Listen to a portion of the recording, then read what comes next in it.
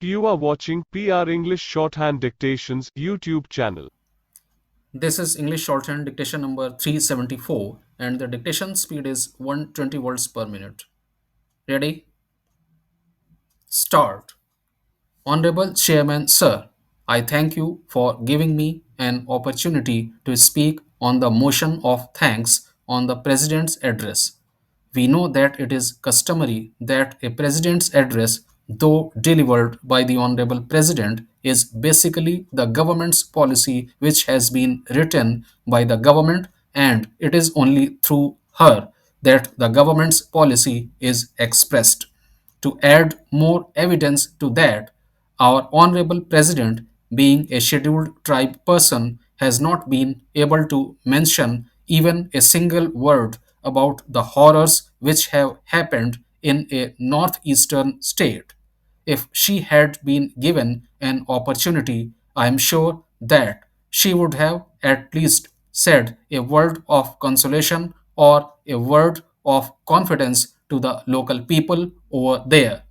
It is sad that this government did not give her an opportunity to add even a single word or a single line to at least console the people of that region to make them feel that they are also a part of this country and they are not alienated from this country. Sir, the President's address had a lot of points about development, growth, and GDP. This government has consistently been comparing what has happened in the last 10 years to the tenures prior to that. If you look at India, it is a culturally rich country and it has a very long heritage. If you look at India, even during the Mughal period, she was considered as one of the richest nations, accounting for something like 25 to 30% of the world's GDP. Subsequently, under the British rule, the wealth of India was siphoned off till the GDP of India came to around 1% or 2% of the world's GDP. So, after our independence in 1947, in the next 44 years, we had a very primitive way of looking at our economy. In those days, the country was at a nascent stage, and we had to make sure that the freedom that we had achieved in a peaceful way was protected. We were able to achieve our freedom because of the efforts of our great leaders. When India became free, many countries were saying that India would not remain a free nation for long and it would soon disintegrate and collapse. Despite that, nation building was the primary motive for the next 40 years. During that period, we also had to make sure that we have enough agricultural produce, enough milk produce, etc. From the Green Revolution to the White Revolution, everything was happening. It was only from 1991 that the economy of the country was opened up. If you see the growth of India since then, it has grown in a very successful and commendable way.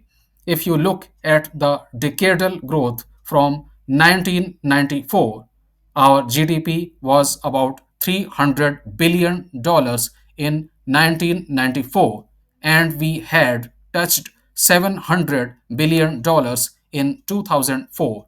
That is about 130% growth, which means 13% annual growth that happened during that tenure.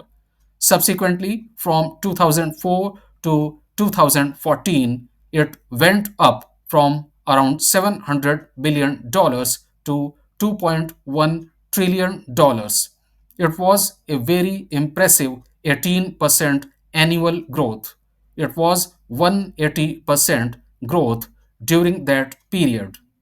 But if you look at what happened between 2014 and 2024, what was $2.1 trillion has only reached $3.3 trillion dollars. I agree that there were big challenges like the pandemic and the war between Ukraine and Russia, which set back the whole world. But despite that, our growth could have been a little bit more promising. The growth that has happened in the last 10 years is only about 60%, which annually is about 6%. In her address, the president had mentioned that the inflation, which was 8% from 2004 to 2014, has been controlled and brought down to 5%. But you also have to understand that whenever such huge growth is happening, inflation is bound to be higher.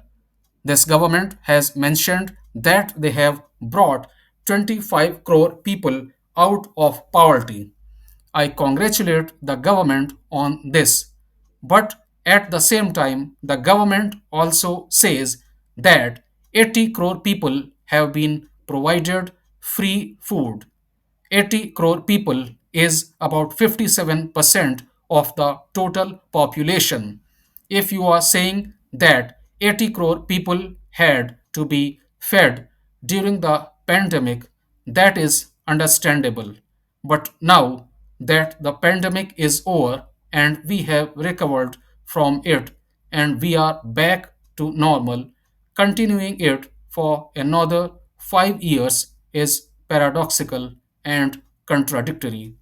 You have eliminated poverty, but at the same time, you are saying that 80 crore people cannot afford to buy their own food. If this is the state of affairs, I really wonder which statement I should take as the true one.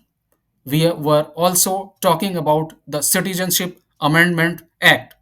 It is restricted only to three countries. As our floor leader has also mentioned, we have sadly forsaken the Sri Lankan Tamils.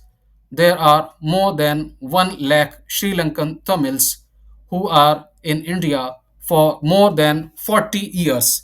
These people have been here since 1983.